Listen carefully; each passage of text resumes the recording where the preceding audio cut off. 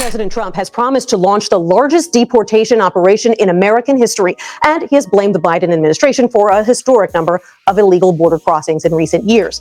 But those crossings have fallen sharply since the Biden administration implemented new asylum restrictions in June. CBS News immigration reporter Camilo Montoya Galvez has more. Hoy te deportaron de los Estados Unidos. You were deported from the U.S. today. Sí, this morning. Hoy en la mañana. In the morning. How are you feeling now? ¿Cómo te sientes ahora? Pues estoy desesperado porque no sé qué voy a hacer. You don't know what you're going to do. We found that desperation is all too familiar in this border town, where scores of migrants are routinely turned away by the U.S. We're in Nogales, Mexico. As you can see, the U.S. is just a few yards away in that direction. But for many of the migrants here behind me, it is now completely out of reach. They were deported just this morning from the U.S. under President Biden's executive order on asylum. That order has shut down asylum processing between legal entry points at the U.S.-Mexico border, allowing officials to ramp up deportations of migrants crossing illegally. And so you see dozens of people, families with children, deported every morning. Every morning. It's 24/7. Dora Rodriguez crossed the U.S. border herself in the 1980s to escape the Civil War in El Salvador. She comes to Nogales every week with other American volunteers to offer food and guidance to deportees in need. You know, they don't even know where they're at. They don't know where they are. They don't even know where they are. Or what to do. Right. So we encourage them to go to the shelters, local shelters in this area, to get a bath, to take a good meal. The Biden administration says the new measures are partly why illegal border crossings have hit a 4-year low. But according to Rodriguez, those policies mean people fleeing danger are being turned away. They're fleeing violence from organized crimes, from gangs, hunger. So they're no criminals, you know, and they are yet punished by our laws. These people is traumatized for a lifetime.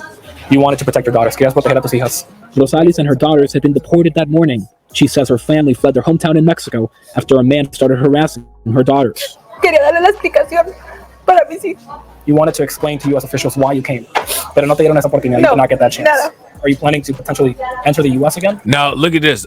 They're talking about, this is supposed to be talking about a quote-unquote crackdown, but what this sounds like, I'm not, it is what it is. It sounds like a counseling session for sob stories.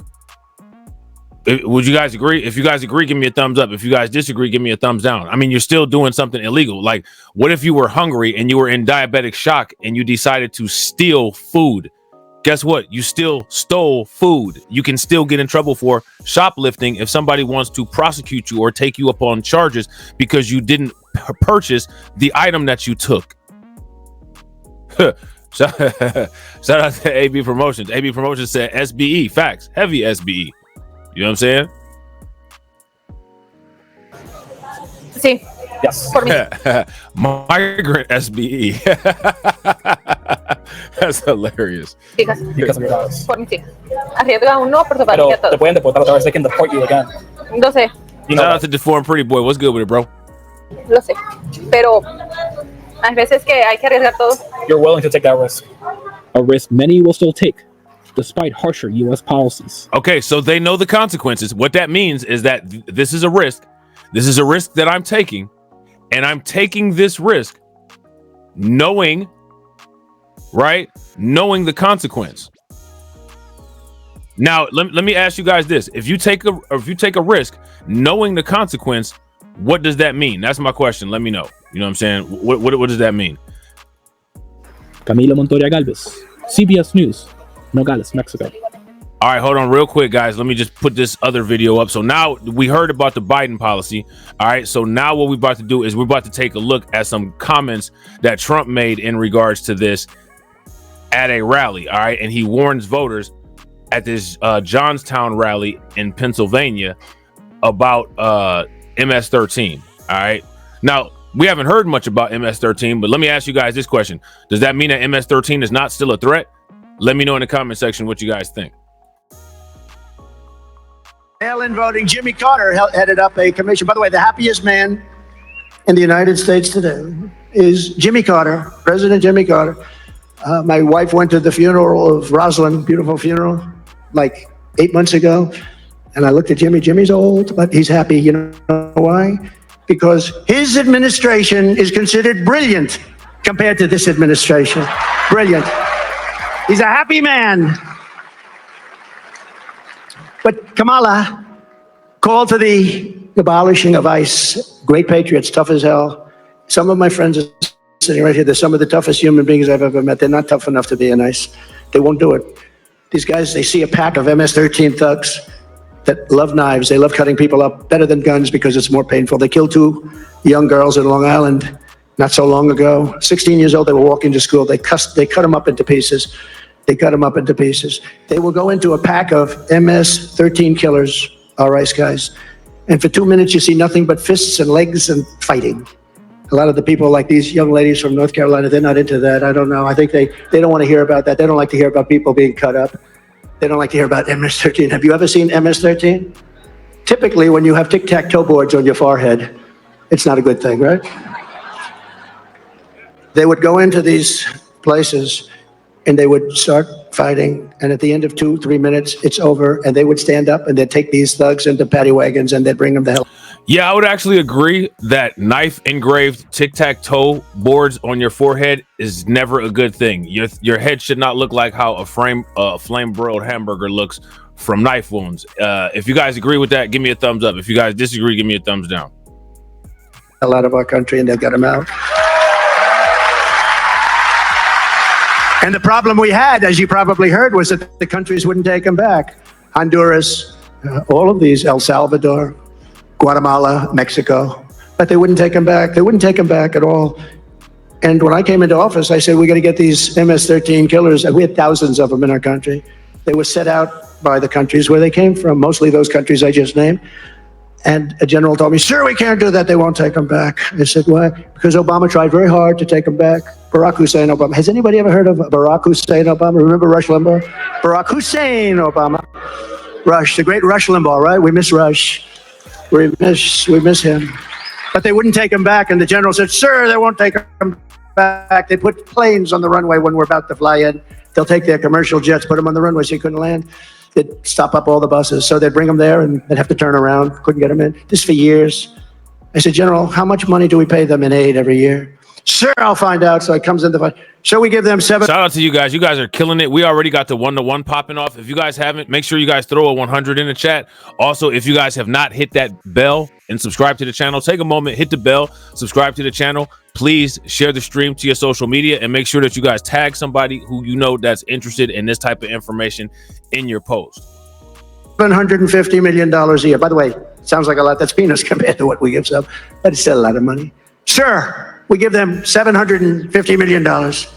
Okay, you let them know that effective immediately, they're no longer getting any foreign aid. They're no longer getting any help.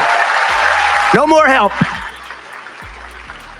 So the time went by and I came into the office the following morning, nice and early, which I do. And what happened was very amazing. All three countries, these three countries called me, the heads of the countries. Look, these are facts. Remember Stephen A. from yesterday? These are facts. Kamala wants to decriminalize the border crossing. Then what? Then build a wall.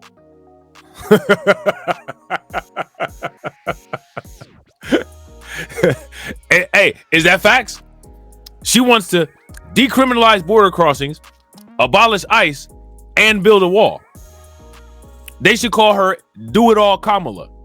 Would you guys agree? Do It All Kamala is the perfect name for her because she wants to do it all. She wants to do everything. She wants to be a Democrat. She wants to be a Republican. She wants to be every race that there is.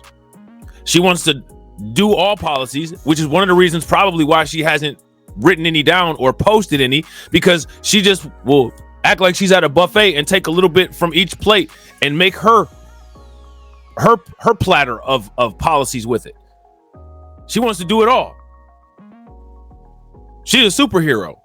You know what I'm saying? Sure, there seems to be a problem. What? Is there anything I can help you with?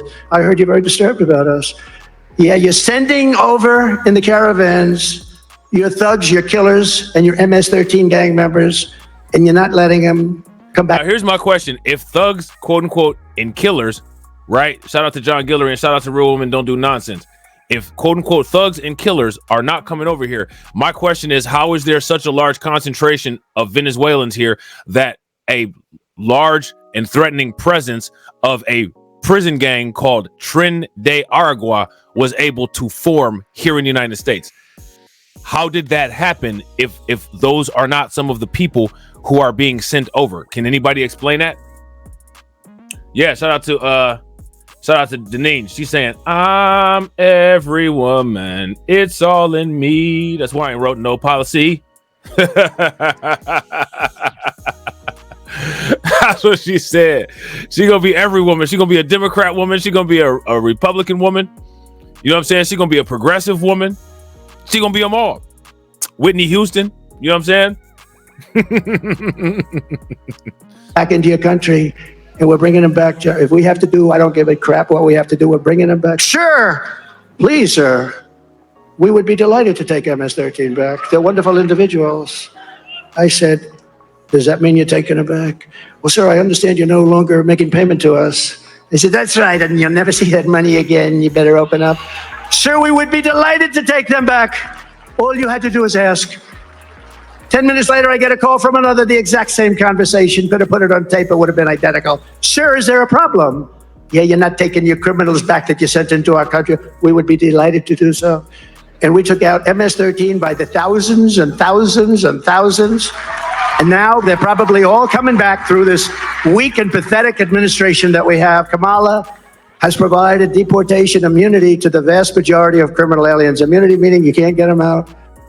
Living inside the United States, she's importing MS-13 gang members back into our country. Nothing's going to happen good with MS-13 gang members. And they're going into our high schools, and they're going to class in the high schools, and they're... Trump's still stuck on MS-13. I don't know if you're aware, they got other gangs now. They got Tren de Aragua taking over apartment complexes, allegedly, in certain states in the United States. Heavy presence. They put the green light on the police. You know what I mean? He's still stuck on MS-13. That's stuff that was going on back when, around the time when him and Barack Obama was presidents, during that little period of time. It's new stuff popping off now, bruh. Accosting our kids. They're rough kids. These are rough ones. We are being conquered in a certain way from within. If you think about it, like in Colorado today, Aurora, they're taking over the city. There you go. They're taking over. They're going. There you go.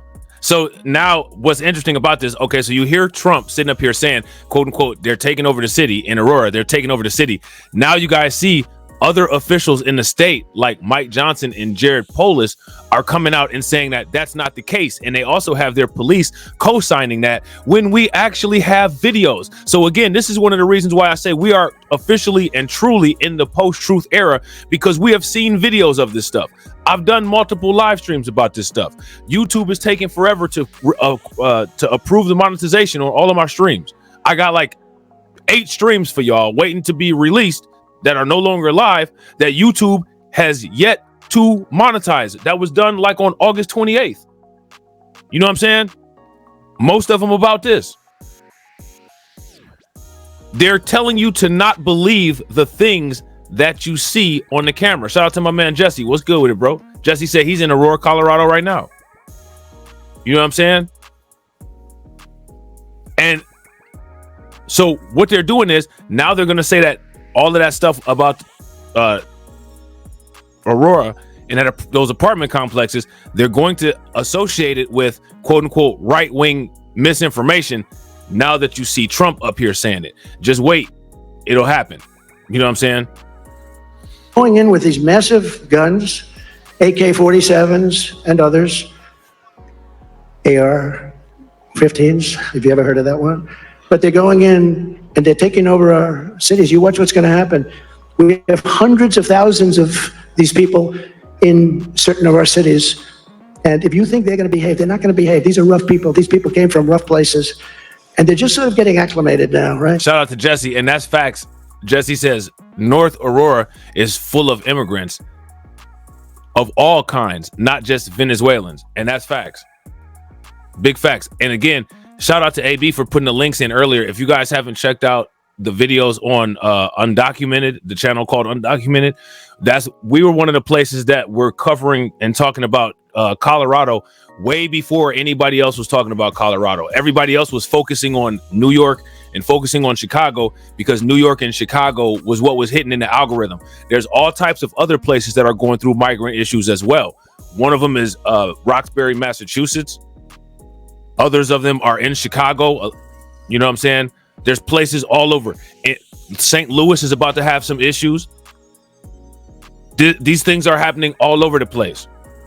The mainstream media is being dishonest about it because they're politically, they're politically aligned, right? And people on YouTube are dishonest and biased about it because they're algorithm aligned. You know what I'm saying? So, there's that. They're getting acclimated. And now they're finding out, gee, we're not allowed to, the police aren't allowed to talk rough to you if the police gets arrested.